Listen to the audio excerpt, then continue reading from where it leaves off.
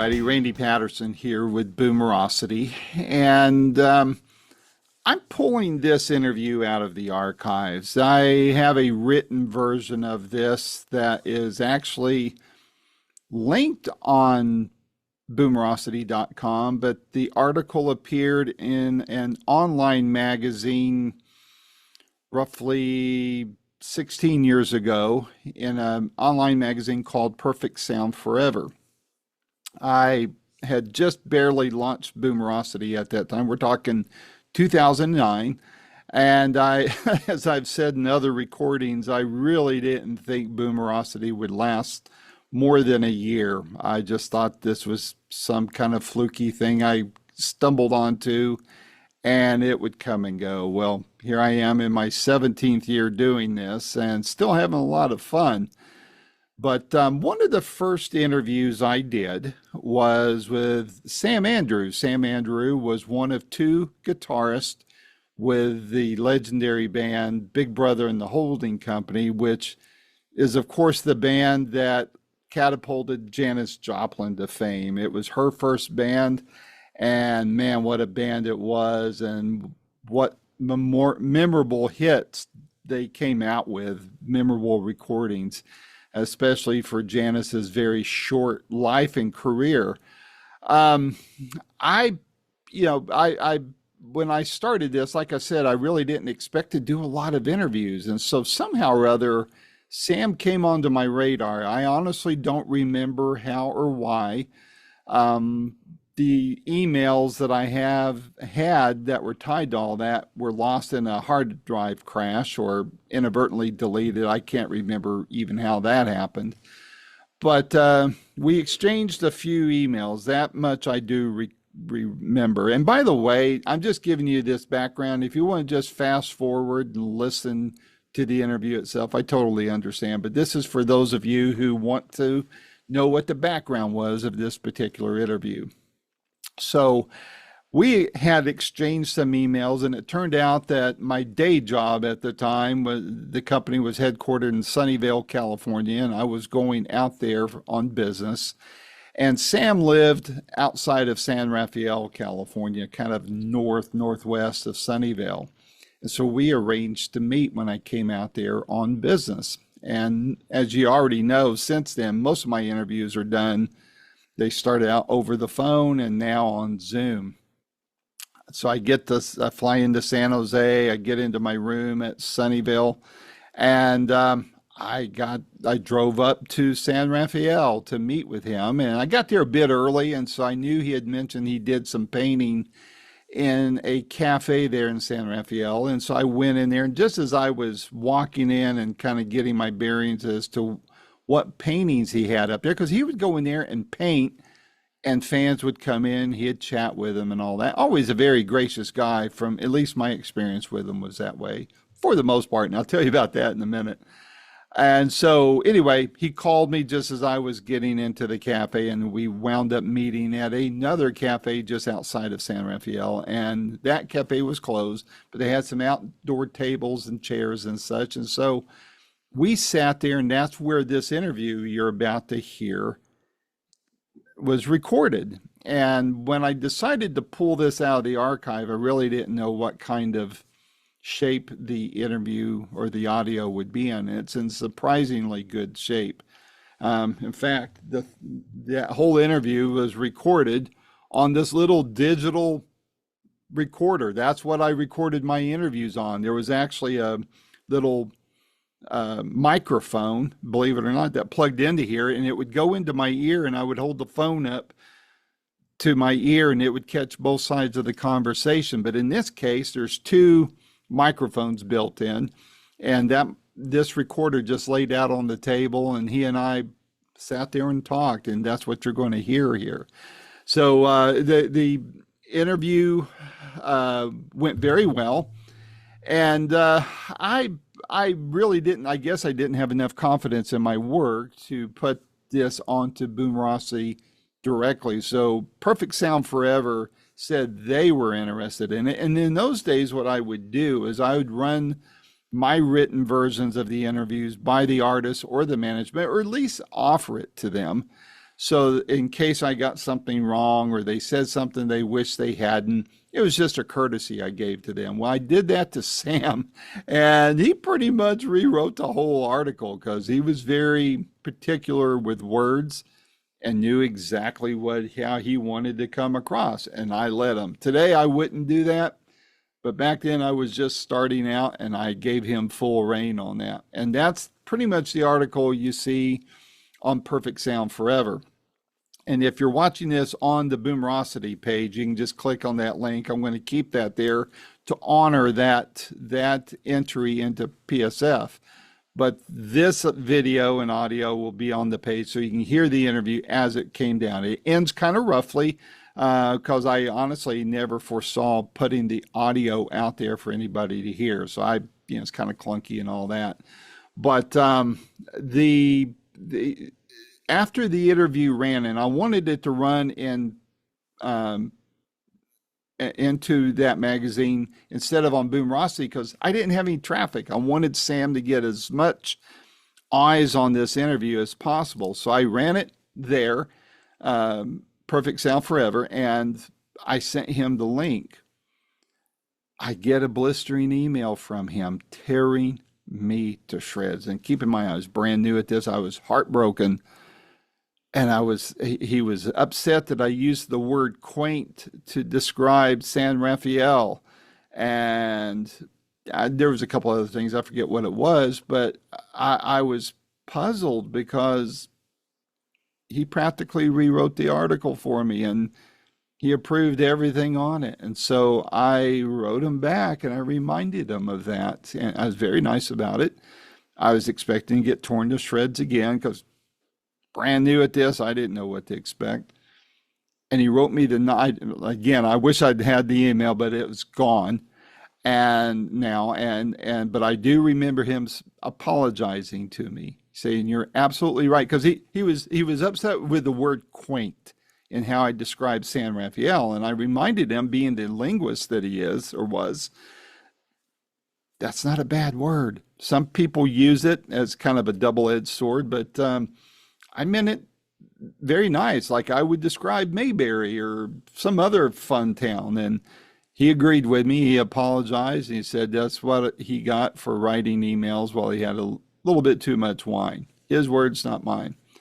So anyway, we got that all settled. And now, we stayed in touch a little bit after that. And sadly, in 2015, he went into the hospital with some heart issues and didn't come out alive. And I've wanted to have this audio out there for the longest time, and I think now's the time to share it. It's been a little over 10 years since he passed. We all love Janis Joplin and Big Brother and the Holding Company, and he ultimately wound up leaving Big Brother temporarily, and he and Janis formed the Cosmic Blues Band, and then he came back later and stayed with Big Brother for as long as Big Brother performed. And so it's with all those memories in mind, and thank you for indulging me on this reminiscing of how this early interview came about. But with all that in mind, I just wanted to honor the memory of Sam and his kindness to me. And he was kind. You can hear that in this interview. Very gracious, very informative, shared a lot of stories. Oh, and one more thing I want to add. We both kind of dissed the Janis Joplin website that was online at that time. And I want to clarify something. That was a very rough website, and I don't know who was running it at the time. But if you go and look up Janis's website today, as well as Big Brother's website, both of them are excellently done. I don't recall too much about it. I should have kept my mouth shut on it, but it is what it is. I'm putting it out there. I don't have any derogatory feelings towards anybody in the organization of the band. We were just talking, and now those websites are phenomenal. I encourage you to check them both out. So without any further ado, here is the audio from the official Boomerocity archives of one of my first interviews I ever did under the banner of Boomerocity, and honestly, Perfect Sound Forever, with the late, great Sam Andrew of Big Brother and the Holding Company. Until next time, this is Randy Patterson with Boomerocity. Take care. Okay. But Do you have to? Does it have to it's be on. edge? We're on and we're good. Well, We got let's go microphones then. going Yeah, both ways here. All right. Like I told you in the email, wanted to talk very briefly about Janis, but I want to talk a lot about what you're up to now. Randy, I have no hang-ups. You can Well- talk to me about anything. I love to talk about. Well, then well, because of this magazine thing, we may want to Sure. do a little bit more of that. But Yeah. Yeah. one of the things I wanted to ask you about, though, Sam, was what would you think is the least thing that's been covered about Janis that everybody kind of focuses on the drugs and on the certain songs, but Okay. what is everybody missing about her that hasn't Well, been discussed? first of all, I have this thing, an article called Janis First Person. I don't know if you've read that. I've read parts of But it. I yeah. think it really catches her. Mm-hmm. The easy answer, the first answer to that is that she was an intellectual. She's really widely read, which in the 60s was something because it was basically a nonverbal time. Mm-hmm. So she'd read all this stuff. She read all the way through that. She read the, Nancy Mitford writing on Zelda Fitzgerald and just, one book after another. She really read a lot. So she's very informed and very bright with a large vocabulary and well-spoken. Now I don't know, people may know that, but I think usually Janis is thought of as this hot blues mama, kind of cartoonish,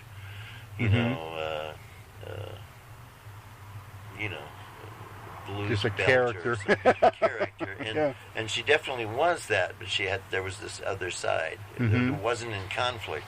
They were all there together. Mm-hmm. She's very bright and really colorful and maybe funny. I don't know if people know that. I mean, she was hilarious, just to be around. She was as funny as Phyllis Diller or, Joan Rivers, and kind of in the same way. So. Well, I read some of that in Pearl. I just finished Yeah. that book a couple weeks ago, and it sounded, they talked a lot about the book collection she had and that she would carry around on the road. Right. Stuff like that, philosophy, religions, and, things like that. It's probably not that uncommon. I was talking to Patricia Kennedy something, who was married to Jim Morrison. She was writing to me about how widely read he was, and he was always had 3 books going and stuff, and I certainly did. So maybe, it was more common than we think, but the 60s were just such a nonverbal era. At times, I went through a thing there that when I couldn't read fiction because it called for too much of a suspension of disbelief. It was, I could feel the person writing the story, you know what I mean? So I couldn't get into the story. The writer didn't disappear. The writer was always there, choosing this word or that word and writing that paragraph. So I only read nonfiction for a long time in there, maybe at least 10 years, maybe more. What kind of nonfiction? Like Boswell's Life of Johnson. Lyndon Johnson? No, Samuel Johnson. Samuel Johnson, okay. 18th century. Oh, okay, gotcha. Yeah. A fascinating book, by the way. Maybe the best biography in the English language. And I don't know, just anything that would come to hand. I read a lot about languages and word roots and that kind of thing. I studied linguistics in graduate school at UC Berkeley. Yeah. And so it's a fascinating kind of side thing for me. So a lot of that, a lot of etymology and that kind of thing. So. But Janis was, she had, it probably came from her mother. There was this kind of cold, calculating school teacher side to her, and that's something now that people wouldn't think of at all. All the while, this other character is there, and there's this intellectual there, but she just had a very intellectual approach to things. More multi-dimensional than one might imagine. Definitely. Yeah. Much more so. I mean, even for the common run of people, forget like a blues singer, just the population, definitely more multidimensional. I mean, everything you read about her and others that have died, like her Elvis and Hendrix and all that, they always want to focus on the sadness in their life. Was it that bad? No, it wasn't at all. I would almost totally deny that. On the other hand, I'm not a lot for psychological investigations of someone being sad. But no, she was having a really good time, I mean, she had way more fun than you and I put together, probably, I mean, she just had a real good time. And, when she actually died, she had a good time all the time, but then everything was on the ascendant. Yeah. She was making this album, and she's going to marry this guy, totally wrong guy, but that's another thing.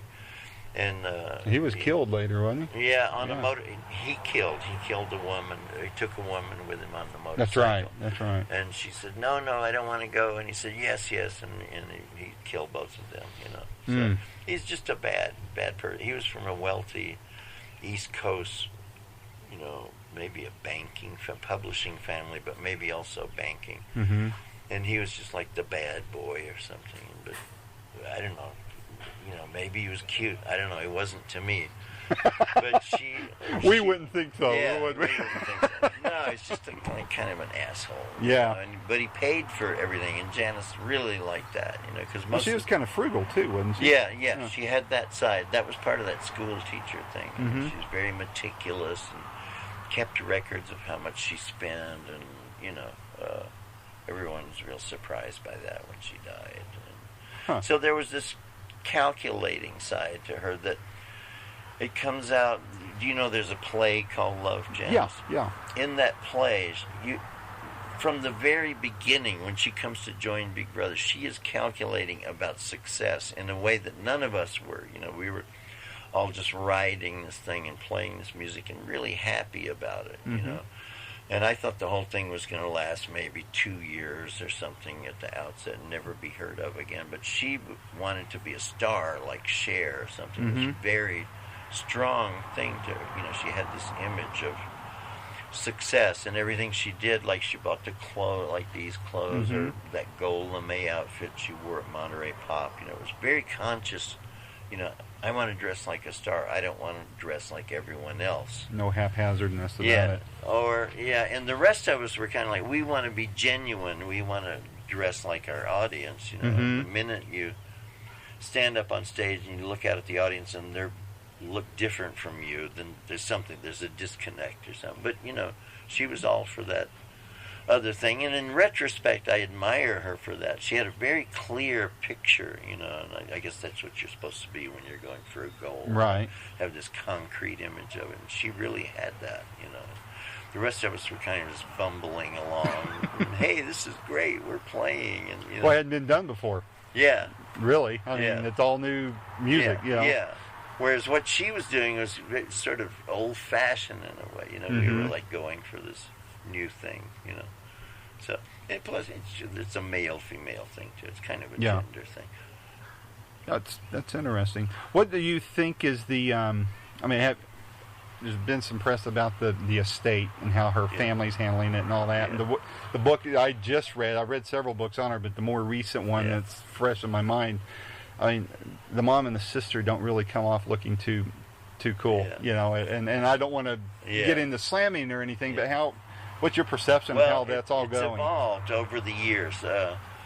They were children, they weren't there. That was the main problem. So they inherit the estate, the mother dies. Well, she's died and she's dead now? Yeah. Okay. Quite a while back, at least 10 years.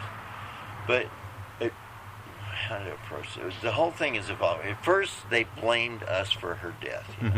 Janis would not have done heroin, and you guys were this was an awful thing. You ruined her, and you've taken this person from our family, and and now you say you have something to do with this music, and you want some of these royalties. Well, fuck you. We're not going to do that, and anything you want, we're against it. And for years, it was that way. Wow. Then Laura wrote this book called Love Janis. Mm-hmm. And to do that book, she had to interview everyone in San Francisco. And she finally got it. She said, oh, everybody was doing that. Not just Janis, or, Big Brother wasn't in this dark room exposing Janis to heroin. If anything, it was the other way around. But they were all, everybody was doing this. And so their minds expanded a little bit. And then they did a play from her book, and so she's had to actually hang out with people. Mm-hmm. And they've come to, I think, a real understanding of what Janis was, and that everyone's responsible for their own. She was responsible for being a drug addict. Yep.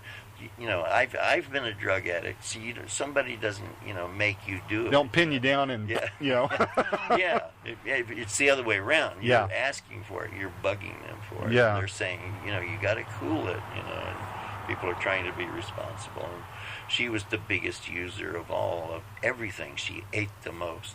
She talked the most. She was the smartest. She did the most dope. She drank the most. Whatever it was, she did the most of it. Wow. So they have come to understand that. But they've never said, "Gee, I want to apologize to you for those years." When we. I don't think it's in their DNA from what I've read of them. No, it's not at all. And especially Laura's. Laura she got that school teacher thing, but she got it all. You know what I mean? She didn't get the leavening humor. She got the concentrated version of it. Huh? She's not as smart, although she probably thinks she's smarter, but she's nowhere near as intelligent as Janis. So, Kraft, when you take a look at I look things at very black and white. Let's compare websites. Yeah. Your guys' website and Janis's official one. Yeah. You can spend 3 minutes on that one. Yeah. And what is there? Okay, so you see the tour dates. You see, the albums that everybody knows about. Yeah. And maybe something about the play. Yeah. But, you guys have, stuff, the history plus what you're doing now. Well, if you can think of any way to tell us to improve that website, because I don't focus on a lot, although I'm starting to. Mm-hmm. But I'm kind of running a website out of Facebook. I've kind of got all my paintings I didn't know that. on there. Okay. Yeah. If I'm on there. I'll get to you then and ask for the invite. Because all my stuff is there.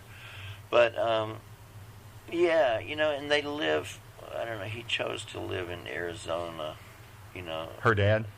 No, Michael Joplin, the brother. Oh, the brother. Okay. Now the brother is younger, so he was the baby. Especially then, the farther back you go, the more out of it he was. But now the mom was also in Arizona too. That's where her and the dad retired, didn't they? Oh, well, I don't know. I think so. Up in around Sedona or somewhere. Oh, okay. I think. I bet you're right, because that's probably where she died. Yeah, you're right.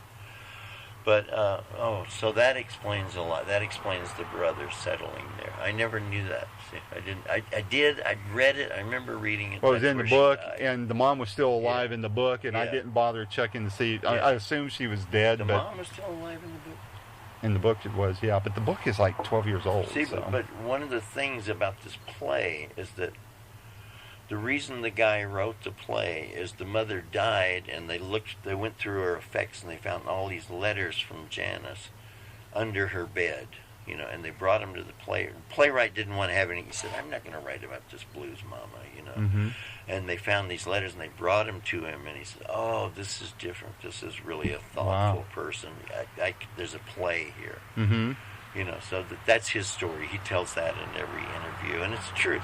Now you have a play on her too, don't you? Well, that writing.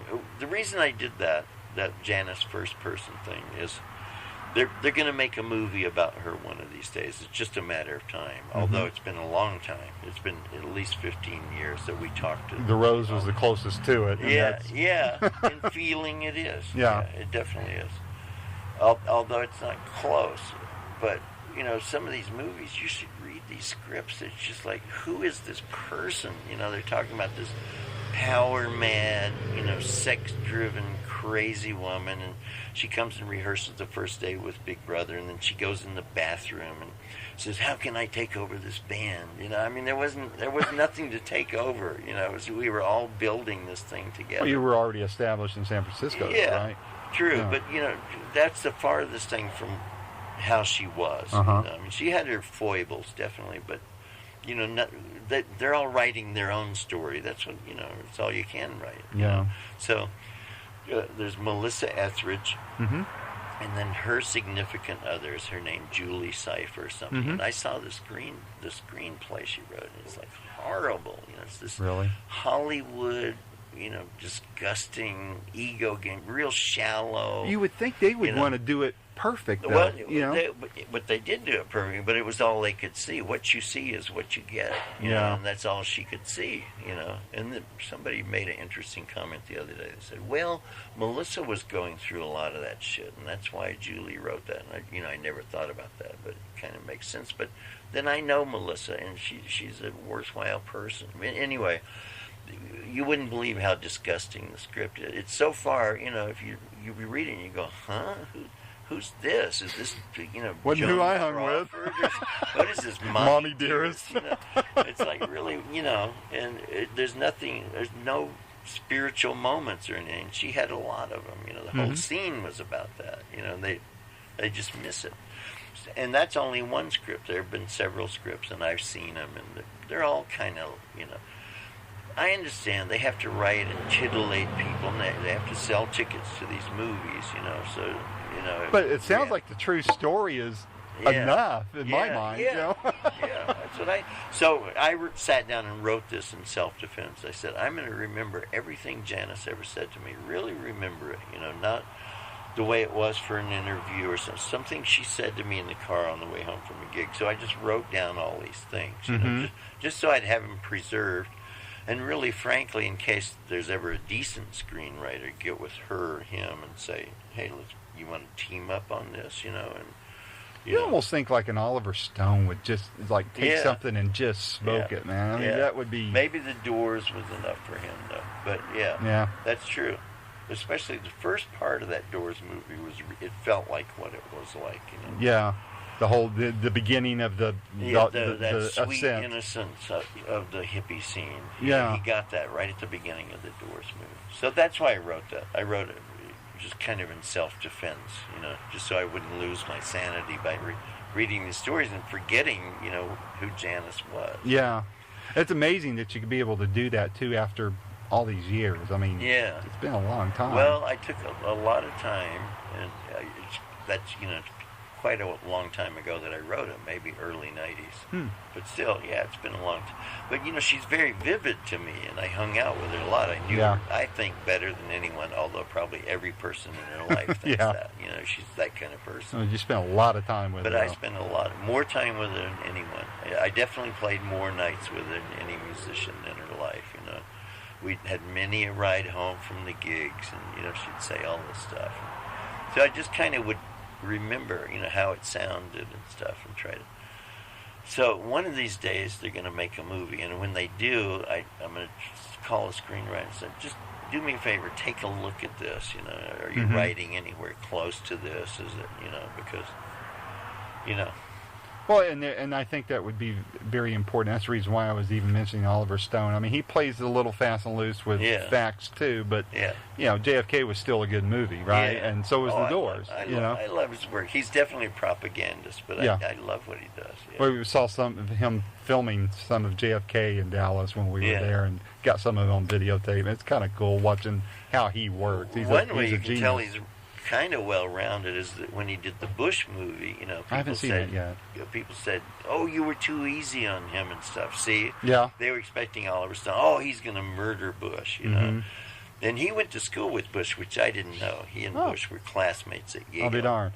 And so, you know, maybe that colored it or something. But it's like it's like a fuller portrait of this guy. You know, it's still devastating because, I mean, you know, but goofball.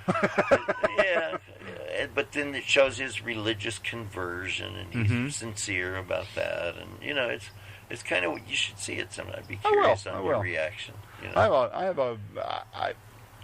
I work so much. It's hard for me to once in a great while, my wife will sit me down and say, "We're watching a movie together." You know? I got to write. You know, but you mentioned Melissa Etheridge. It was going to be further down in my questions, but I wanted to ask you, what was your opinion of her treatment on her treatment on "Piece of My Heart"? I love Melissa. She's a real musician, for one thing. She's really sincere, and she's really talented. You know, and she took the trouble to learn all of our names. This is political, but she knew who everybody was. Mm-hmm. I'm talking about, we did a thing at Maritime Hall when we were talking about this movie. Part of her research was to come and do Ball and Chain and Piece of My Heart with us. And so she came, and it was a big deal, and she was in the dressing room here, and we were here, and at a certain point, Melissa's led in, and and she knew all of our names, and so she took the trouble to memorize, everything, and she did a great job. I mean, it was like hot, it was the audience. There were a lot of lesbians there. This is San Francisco, so it was great to see her playing to her crowd, and people were really affected by her, what she did, and it was sincere and real, So I liked her. I'm a big fan. I love her work. I've been trying to figure out a way to since I'm so boomer focused on this side, I was thinking, how can I justify interviewing her and having her on the side? Because she did that movie. That's true. That's true. Ask her about that. That would be fascinating. Especially ask her about Julie writing that screenplay. I'd be curious to see what she would say about ask her about the whole, because that was Paramount Lakeshore was the company, and it was set to go. Something happened. But they cleared all the rights. They paid $1 million to use Piece of My Heart, not to own it or anything. It was the highest amount ever in the history of film. Wow! Paid for the rights, so they spent all this money, but they're visual people, in Hollywood. They forget, they don't have a script. What are you going to do? You don't have any. It can't be a big music video. Yeah, it's like it's a shitty script. You can't escape from that. I'm sorry. Who would they use to play her? To play Janis? Well, they were going to use Melissa. Oh, really? That's what I mean. Wow. That was Melissa's. That's. Well, the she thing. could definitely do it. That was the thing, and her girlfriend, significant other, wife, whatever you want, wrote the screenplay. Are they still together? Shitty. No, they're not. So. That's your hook. You could say, I want to interview you about the making of that movie. She might not want to talk about it. So how did Julie start writing this? And what did you think? I mean, did that strike you as an accurate portrayal? That's a great idea. And, I may need your help in getting to her or to her people. I have a number for it that I used then, but that's a long time ago. And I think I might have a number or an email address for her agent. I don't know. You could try Facebook or try her agent or something. And I mean, for what it's worth, you can say you talked to me and you're interested in talking to her about the Paramount Lakeshore version of Janis Joplin. They had one, and then Nancy Savoca on the East Coast, who's made some indie films, she was going to do a version, and that was she was going to have Lily Taylor, which is not a bad idea because Lily Taylor's kind of edgy and kind of street, and she's not going to look like Janis Joplin, but she's got that spirit, and And Francine Prose, who's a very serious New York writer, wrote the screenplay, which I didn't really see that, I don't think. Or maybe I saw some of it. But, they haven't got her yet. That's why I wrote that piece, because that piece is her, I mean, that's the way she sounded in real life. I guarantee that, I knew her, Yeah. And so far, no screenplay has sounded like that. It all makes her sound like Joan Crawford. Gosh. You know what I mean? Well, I hope you can get somebody to take what you've written and put it to a screenplay. Be partners with them or something. Sure. Hey, I'd make a lot of money. It'd be great. But best of all, you get that story. Get the right story out there. It'd be a lot fun. It'd be a project. It'd be something fun. Did you see the chick on American Idol that did Crybaby? No, I didn't. Oh my God! So I heard about it. Oh, kicked butt on there, man. She was. Yeah, it doesn't look anything like Janis, but it has the voice. Well, I mean, she could do it. Yeah. She. I should know about her to call her to do a gig with Big Brother sometime. That's a great idea. Yeah, they're on tour. Yeah. Maybe in a year or so. That would be phenomenal. You don't remember her name, not that. Allison. Oh yeah. You probably go to iTunes and see Somebody the video wrote there. me about it. She did a phenomenal. And then of course Adam Lambert is blowing everybody away. Yeah. You know, I don't know. I don't watch TV, so I don't. You know, I it's don't like ever. you in movies. Yeah. I don't know anything Well, about. my family got me into Yeah.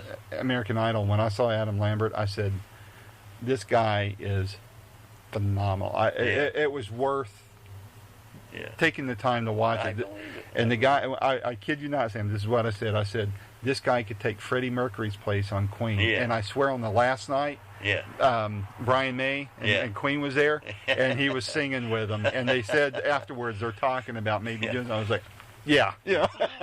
Okay, just don't catch AIDS and die. That's right. We know you're gay, but take it easy. Kiss someone else, not me. Yeah, But, so how's the touring going for you with the band and all that? Are you guys getting a lot of gigs? And well, we're doing this thing this summer. You were talking about Barry McGuire doing what was the name of his is tour? Trip in the 60s. Yeah, Now you're ours is doing Heroes of Woodstock. which is awful name. Trip in the 60s is a little better. Little better. Somebody should come up with I hate that. Well, they've got Heroes of Hippie Fest going on too. Yeah. So I just I guess there's no good word, good word, no good thing. It may be with the word counter-revolution in the title or something. I don't know, but so Heroes. But we're doing it, and it's like you were talking about your high school reunion. That's, we knew each other when we were 20 to 25, and not famous, not known at all. starving together. Yeah, starving together. And now we're like these old people, in our 60s instead of in the 60s. Yeah. And everybody's kids and grandkids and what's happening with your prostate and A lot of rubber gloves going around there. and hard and all this stuff. So every time so it's real, it's rich. There's a rich thing about seeing these people all the time. No, they're supposed to hit Fort Worth, but I'm not seeing any bands on there. I just see that Hippie Fest is hitting Fort Worth. Seems like I would remember that because well, it's not my on your sister roster because I was looking because I'm hoping to catch it if there's going to be any bands there. But Hippie Fest is hitting the 30th of next month. And when I landed in San Diego today, I had an email waiting for me from the promoter asking me if I wanted to interview Leslie West from Mountain. Yeah, and so he's a stalwart on these things. Yeah, so I said, sure. Chuck, how do you pronounce his last name? Negron or something like that. Three Dog Night. Yeah, he's touring with them. The Turtles, Badfinger. Oh. So I mean, it's a pretty good cluster of people. That's a bigger draw than our band. Yeah, definitely. Well, I don't know though. No, they are. Like really? The Turtles is a big draw. There for a while, every movie that came out had that song in it. Yeah. Whatever, remember that? So Happy Together. Yeah. Every movie. And there was one movie that had it in the title. So they, I know how much you make on those things. And they made a lot of money. They had to. Well, when I was talking with Edgar Winter, not trying to name drop, but I mentioned that to him too because right around that time I talked to him was when you and I started exchanging emails, and so I mentioned Heroes of Woodstock to him, and he's like, well, I think we're supposed to play there. He goes, are we? And I said, well, yeah. Because he and Johnny, they did Woodstock, but there's no film footage of them on there. So, so anyway, we talked about that. I'll be posting that Sunday night on that interview. But he puts on a pretty good show. He really does. They're the real deal, both of them. I'm amazed they don't have them on Woodstock. That's so typical. I mean, because Johnny was when we saw him, we just couldn't believe him. Janis knew him in Texas. I mean, he was from 90 miles apart from each other. Yeah, something like that. Beaumont and Port Arthur. Port Arthur. Yeah. Are they that far apart? I thought that's what Edgar said. Okay, well, it was 90. I think it's a authority. Better than I know. So she knew him, but we didn't, and he was amazing, and he always has been amazing, and so has Edgar Winter, both of them. I mean, well, Edgar plays so many instruments, and just watching him, I was right up on the stage, right in front of the stage left speaker, and I was like just blown away by his versatility and how he masters everything he takes on, and still got a lot planned to do. His album that he came out with last year had Slash and a couple of Clint Black of all people on there, and I'd love to be with him this summer. You guys ought to talk and get something going there. That'd be really cool. Well, we just have so little influence on that part of it. we had these agents band together, and they basically tell us what to do and hire a babysitter for us and stuff like that, you know. So. Well, I hope you get to make the Dallas area somewhere. So if it's do I. within 2 or 3 I- hours, I'll go and see you guys. Yeah. You know, I'd love to catch your Well, show. have you seen the schedule of those shows? Yeah, but I'm not seeing Yeah, anything, no, and I'm not- that's why I was I asking would if maybe remember. there was. True, yeah. But there's something definitely going on in Fort Worth. It's in August, and it's Heroes of Woodstock. But I'm almost Oh, the impression I'm getting is that it's almost like an art show, and I'm like, that just isn't going to work if that's what it Yeah. is. I mean, arts and crafts or whatever. Yeah. You know, but it's going to be a bunch well, of tie dye see, hanging some of around? those, like, different, there's a Starship and Canned Heat and 10 Years After and Big Brother, but on one date, 10 years after, like the one we had in San Diego, they weren't on it. All the rest of those people were, and then another date, so-and-so being on. So we're probably missing the Texas date Oh, or something, crap, for some okay. reason, you know, conflict or whatever. You know. Well, I'll keep an eye on your roster on the website, Yeah. and then. But you mentioned the website on there. I mean, my web skills are very minimal, as you can tell by my site. But one of the things I think is important for any of the bands, and I've got a proposal in front of Rick Derringer now. They wanted me to start writing his press releases, and so I said, well, you really need to keep more in touch with your people. You Yeah. know, whether it's quarterly, monthly, Yeah. something. You know, don't make it painful for people to read. But Yeah. you know, if it's just a one pager. Yeah, And say, hey, here's what we're doing. yeah. Post I pictures do of the that. fans and all that. Yeah. I mean, that just and keep it, you know, Yeah, keep it I moving. do that once a week. Yeah. Well, I need to. I signed up on there, but I Yeah. thought maybe I didn't do the confirmation on there, so I need to put my. I need to put it on there and make sure do because I the- want to get. It's called a forum, and if you go to the Big Brother. Oh, site, okay, so it's in the Sunday forum. yeah. Okay, cool. So usually we finished our gigs of the weekend, and I kind of write them up what happened and stuff. You know, so it's fun. I like Yeah. it. And the interaction with the fans, I'm sure, is just and with on the Facebook end of it too. It's a lot of that. And once Yeah. you get to that 5,000 mark, though, I think you got to go to group, and it makes it a little less personal there. Oh. But Well, I'm halfway, you know, and I'm dreading that. I thought you just weren't allowed to add anyone, period, when you reach 5,000. no, what you can do is you just create not so much a group. I forget what they call it. It's like a fan of type of thing. And I think I've seen that. yeah, there's several out there that have exceeded that 5K mark. So it's I'm relatively new to Facebook. Last couple months I've really started. I've been a member of it for years. Wow. Never did anything with it because it used to be just for students, and I was working Yeah. on my master's at the time. Yeah. And then they opened it up. What was and your master's in? finance. Oh. I went to a little Baptist college there in Dallas and just knocked it out. Actually, I finished it while I was in Arkansas. So I just, it was easy for me to do. The company was paying for it, and I got it done. Wow. I'm glad it's done, too. Yeah. But, Are you going to go for a PhD, you think? gosh, I don't know. I probably not. Yeah. I haven't been too terribly impressed with the PhDs I've met. Yeah. I've got Well, a cousin that's one in theology and Old Testament, New Testament studies, and he writes books and goes all over the world and speaks on it, and I love listening to him. But in fact, he's writing his latest book is on the apocalypse, Revelations, and so it's.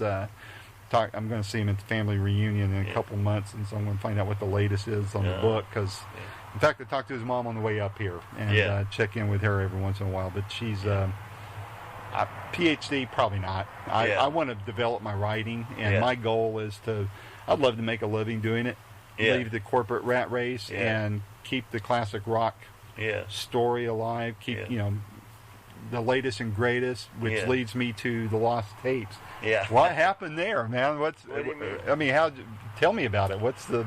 Well, I didn't have a lot to do with that project. We played real early on at a club called the Matrix in San Francisco, and Marty Ballin and his father owned it or something. Anyway, the guy, he was real smart, who did sound there, recorded everyone. It's with technology from that time, of course. But he recorded all these tapes, and then we played at several other places, and those were recorded. So they were collected together, those performances. So they're us like a long time ago, even before our first album, And so the lost tapes. We'd known about them for years, but it was hard getting them away from that guy or something, and so that's the way we sounded, I guess, when we first got Janis, and before we first really went into songwriting mode. They're almost all like other people's tunes, or right? something. Covers and stuff. Yeah. And I don't know what fans think.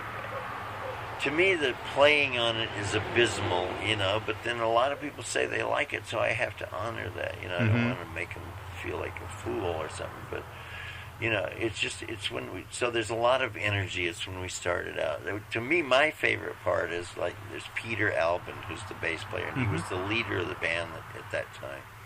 And he talked, and it has him talking on there, and that's the way he was, and it sounds like Lenny Bruce, Mort Saul, Bob Newhart, that early 60s, Tommy Smothers. I mean, this is real goofy announcing style. He kind of talks and he mumbles until he backs into something. And I really enjoy. I love Peter when he was like that. And so that's what to me, that's what the Lost Tapes is. It's Peter talking and announcing all this goofy stuff. But I don't know. Why? Would you want to? Well, just how they were found. I thought, because of the Lost Tapes, I didn't see much on the site about how that all came about. Mainly through that guy. His name's Pete Abrams, and he recorded a lot of tapes at that club at the Matrix. So it's almost kind of like the Bill Graham stuff on Wolfgang's Vault. And that exactly. Kind of, only earlier. Earlier. It's earlier. Wow. Yeah. It was real early. I guess he recorded everyone. I don't know if the other bands have released that, but definitely the Jefferson Airplane, which is what it was then. He definitely recorded all of them. Gosh, those things would do all that stuff. Yeah. I mean, I'm surprised you let go of the stuff for you guys. Yeah, I mean, I don't know how that happened exactly. Yeah. Are the sales of it going pretty well? Yes. Oh, good. Yeah, it's good. It's a handsome package. I haven't picked it up yet. I've listened to cuts off the web, off of Best Buy. It wasn't a bootleg or anything, and I honestly was going to try to get it bought and download it on my pod so I could be familiar with it. And I'm not going to lie to you, I didn't get a chance to do it because of my workload, but I'm planning on picking it up. About it. I never listened to it. I think I heard some of it because I know those tunes. I remember us playing them. They were goofy. We did goofy things. It was a lot of fun. That brings up the fact that Janis was a real trooper, and they never get that in these screenplays. She was willing to do it. She'd play like a tambourine for 15 minutes. We'd do this instrumental song. I mean, she really loved what we were doing. She looked up to it, and she enjoyed. It was highly experimental, and she'd just play, like a claves or something, or she'd, wail like a banshee or something. Be really experimental. She had fun doing that. I mean, she was, So that was in that, she'd defer to Peter, he would announce things, and, we'd all kind of laugh at him and with him, because he kind of mumbled. I think he was missing a tooth, and everything kind of sounded like this when he talked. And it's real self-deprecating, and that Tommy Smothers thing. Yeah. He had that thing down perfectly. Well, they're touring now, too, speaking of. Yeah. They're going to hit Dallas in October. Yeah. I can't get their people to reply to me. I'm kind of hurting my I feelings. saw there, a documentary on them. I don't know. Oh, yeah, I did. I saw that. Well, it was really interesting. I always thought Dickie was kind of the businessman, the dominant guy, and pulling all the strings behind the scenes. And it emerges in this documentary. It was really Tommy running everything, and being the rebel and kind of shooting themselves in the foot when they went against that censorship thing. He overdid that. The writer for that show's got a book coming out in October as well. I forget the guy's name, but if you go to their website, they noted. And they talked about him a lot. Yeah. Well, one of the writers was Steve Martin. That was like maybe his first job or something. He's doing banjo work now. Did you see that? Yeah, well, he's really good. Very good. Yeah. He's really good. So he's quite a guy. He's actually brilliant. You get that from him. I mean, when you read his, I read his autobiography, and it was I did too. To read through. I mean, you expect this. People would expect this zany guy, but comedians, they're deep. They work so hard. Yeah, they really do, hard. and they're they have a depth to them that people don't appreciate. I mean, Dangerfield, all those guys are like that. Just and and a lot of sadness, I think. Yeah. You know, that builds that Yeah. comedy that Yeah. they can be out front and then they Yeah. go back. You know, Yeah. Yeah. it's sad, but it is what it You is. have to be you know? brilliant to be funny. I mean, there's no two ways about it. Just that timing thing, the whole thing. Yep. Yeah. And knowing who you can be funny about. You know, that's Working on it, all that work. You know, Steve Martin really describes that well in that autobiography. Yeah, he does. How hard he worked on that. You know, I mean, he really lets you into that process. You know, Yeah. It's great. Yep, he's a genius. I loved him since Let's Get Small. You know? Yeah. Well, I knew there was a club in San Francisco called the Boarding House, and Yeah. Peter Albin played in a band called the Dinosaurs, and they would play there, and Steve Martin would warm up for them, and I think one of nobody the knew albums who he was recorded there. and he already did that stuff like with the arrow through the head, making the mic real high, you know, and Let's so Get it looks Small. like he got you know, and he was doing. And we said, "Who is this guy? My God, he's so funny," you know. And Wearing the Benny Hinn white suit, you know. he wasn't known at all then, and he talks about that a lot in playing those gigs at the Boarding House. I just love I like his serious work. To me, I mean, I say serious. Father of the Bride, I have a 25-year-old daughter. She'll be 25 in October. And, Father of the Bride, I mean, he nailed it. For somebody that doesn't have any kids that he knows of, he nailed it. I mean, and it's like, that's just genius, to be able to reach in and place yourself in that situation, But Quite a guy. he is. It seems like I'd love to meet him someday. Yeah. What on the music side of things? And one of the things I asked the other people, and I'd love to get your thoughts on this. What do you see the difference being as far as music today versus the music of the 60s and 70s? I mean, I like to think the 60s and 70s had some real meat to it. Something that people could hold on to. Everybody says that. And to today. I mean, there's some people are diplomatic about it, but I'd love to get your thoughts on it. A lot to say about that. Where to begin? Technically, it's a lot better today. It's a lot better. There's no comparison. I'm real conscious of this because for every gig I have to hire for Big Brother, I have to hire a singer to replace Janis and a guitar player to replace James. And these people are usually around 30 years old. And the difference in playing and their technique and their presentation is they're better. Every guitar player that I hire is better than anyone in the 60s, plays better. Because they have tuners now. There's a $20 tuner now that you can carry around in your pocket. I've got one. Yeah. For us, the tuner was like this oscilloscope that cost about $400. And it was like a scientific machine. Oh my gosh. So nobody could afford it. So maybe some bands had a piano in it, but we didn't. So we were out of tune a lot of the time. Wow. And there was literally no book on how to play rock and roll when we started. There was a really good jazz book by a guy named Mickey Baker, and I had read that book when I was about 18 and practiced out of it. But there was no book on rock and roll. Now, there are not only books, but there's a DVD you just put in your computer and watch this guy do it and all that. So they're coming out of that. Plus, we had done it all. Now these guys have grew up on... They took as their starting point Jimi Hendrix, Yngwie Malmsteen, Eddie Van Halen. So they learn all that stuff as their first thing. Our first thing was learning a scale. They learn like tapping and everything. So they are amazing players. They're amazing players. That's one thing. When you talk about the meat and stuff like that, there's not the focus in society now, and you can't make that up, or you can't package that and sell it. There's just in the whole general society, there's not the same feeling as there was in the 60s, So people in the 60s were really committed, and they were they'd come out of the folk thing, and they were really serious, in a way that someone today can't be. Today it's like a business, and it's big time, and there's Guitar Institute of Technology in Los Angeles, and turns out 500 guitar players that play exactly the same. But technically, it's like way beyond anything anyone could do in the '60s. So it's those two things. It's lacking this focus that's in the whole society. And plus, it was the first time. It's your first time love. And these guys, they've fallen in love. 500 times or something. Yeah. So that makes it real different when it's the first time. You just can't replace that. It's like those old blues guys.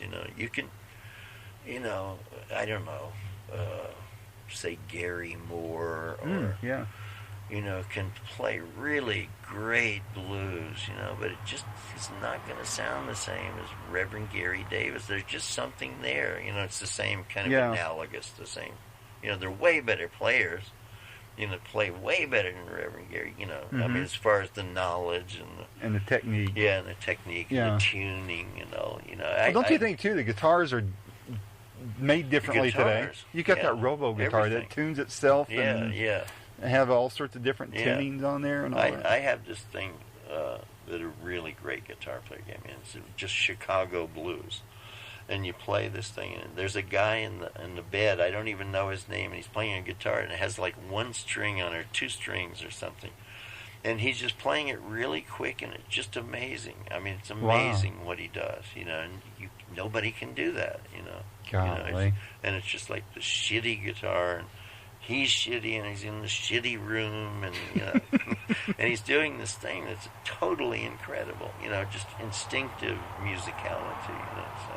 Well, I think too, with from our generation, like I said, it was new. You said first love, but you didn't have this plethora of music to be distracted with. I mean, now I'm carrying 300 CDs on my iPod. Yeah. Back then we scraped our pennies together to buy an album. Yeah. And there was meaningful. Yeah, it was, there was some value to it. Yeah. And we we played it until the grooves were smooth and that type of thing. Yeah. Today you've got all this more money.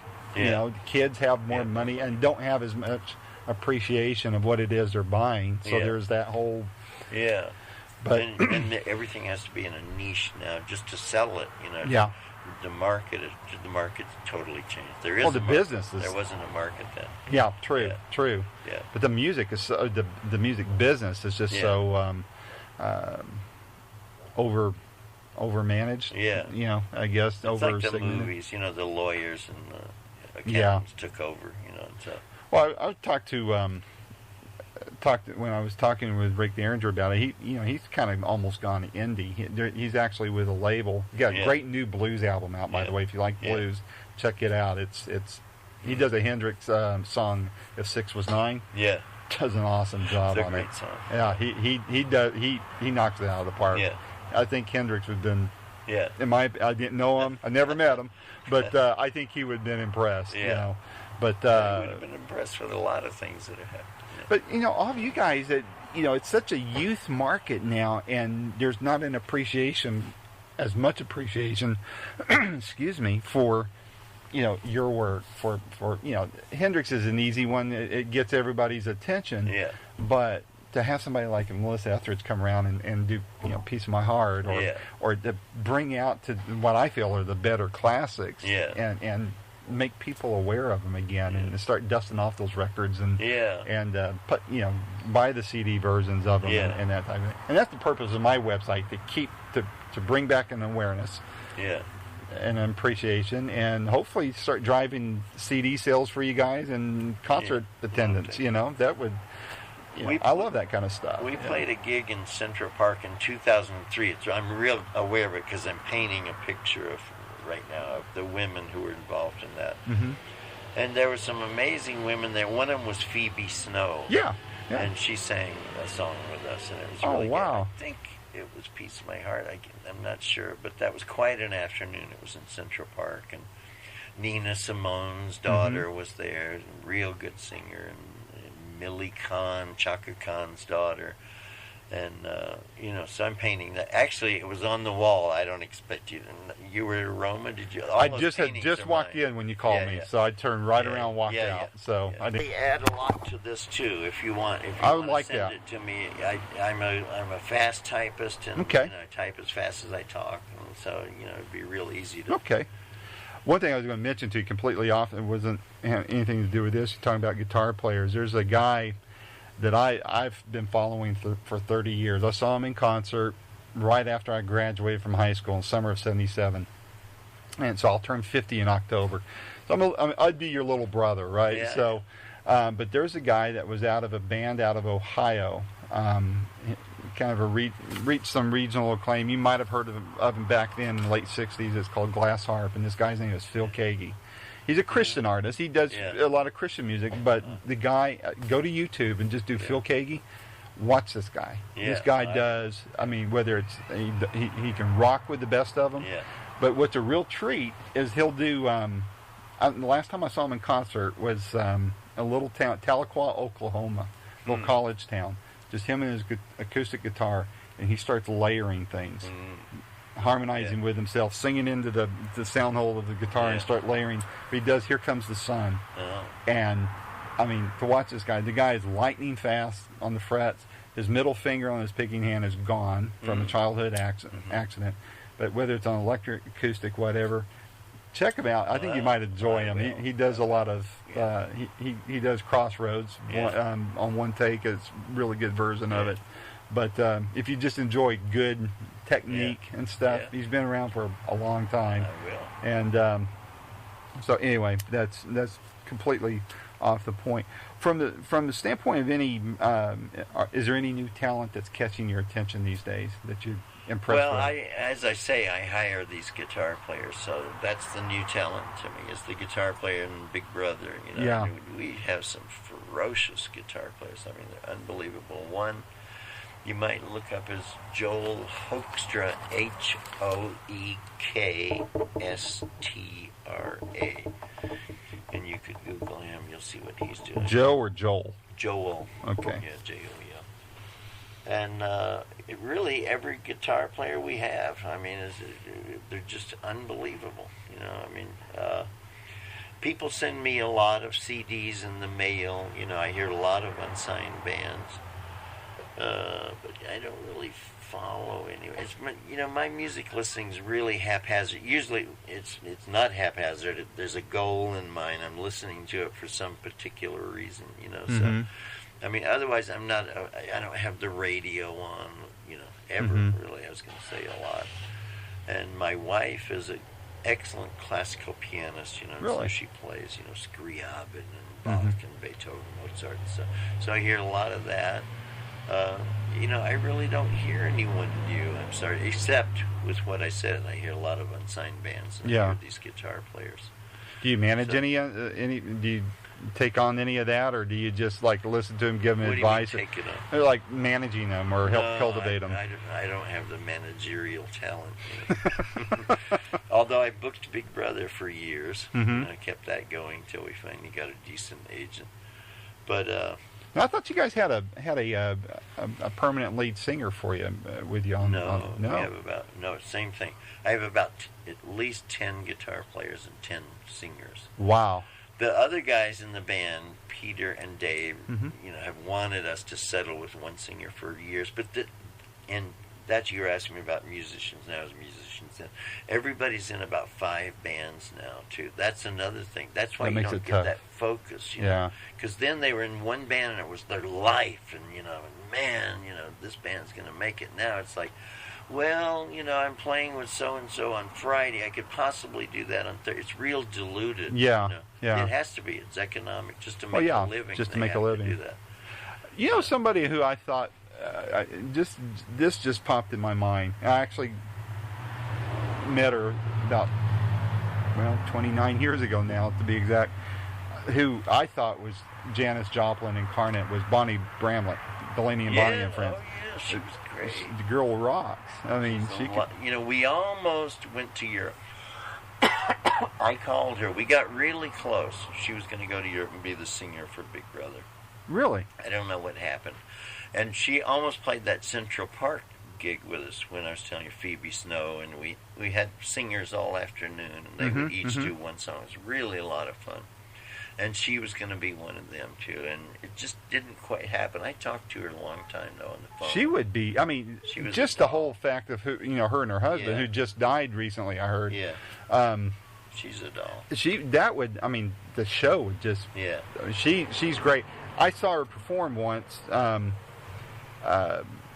actually promoted a concert. I'm very involved in church work and stuff, Yeah. and I know you're not into that, but I actually promoted Joe English's first Christian concert. He was the drummer for Paul McCartney for Wings Over America, done work with Sea Level and Chuck Liddell and those guys. Yeah. And 2 weeks before the concert, he calls up, or his agent calls up and says, "Hey, do you mind if he brings somebody along?" I said, "Who?" He said, "Bonnie Bramlett." I said, "Cool." Yeah. She opened for him Yeah. and just brought Yeah. the place Yeah. down. I loved her. She's got real soul. She really does. She still has it from what Very I've sweet. gathered. Yeah.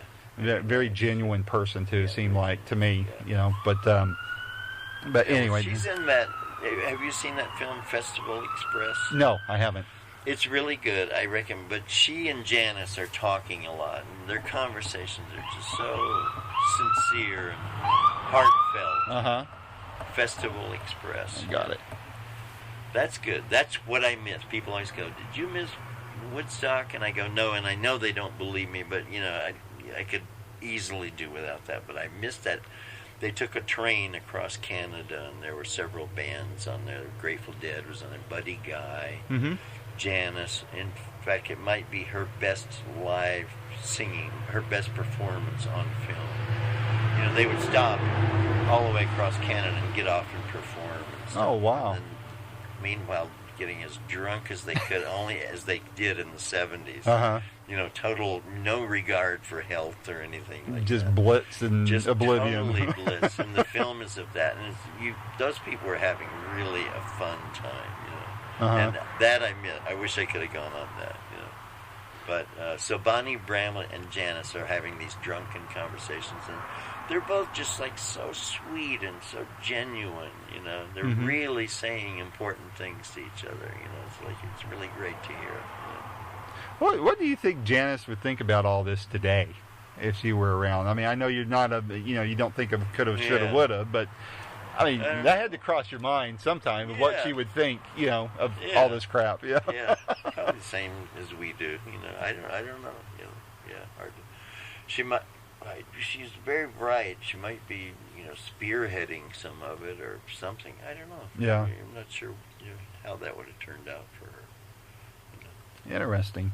Yeah. Well, I think we've got most of it. I know I'm going to come up with some more questions. Well, and we know how to reach each other by email. Yeah. Okay. So, yeah. And I promise you, I think you've seen already. I'm not one to try to intrude on people's privacy and stuff. Yeah. I keep things very confidential and all that, so I won't bug you on the phone. I will email you with some other questions. I'm sure. Yeah, I'm not much for the phone. Just in general. I live on the computer, so. yeah. I'm really good on the computer. I do too. But and I never live on the phone. Just don't use it. I work on the phone and the computer at the same time. I prefer email and text messaging and all that kind of good stuff. But if there's if you've got things coming up, tour wise, show wise, anything you want me to help plug that's what I'm about. So I want to try to when I put this together, I want to have it going to. Obviously PSF has already expressed an interest in it.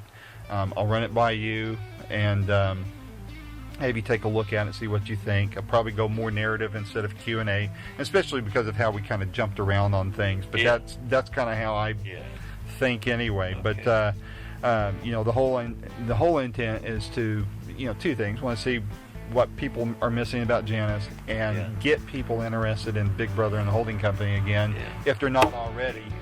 Remember it and go catch a show, buy the disc, things like that. So, anything I can. You're something. You drove all the way from San Jose, and now you're going to drive back.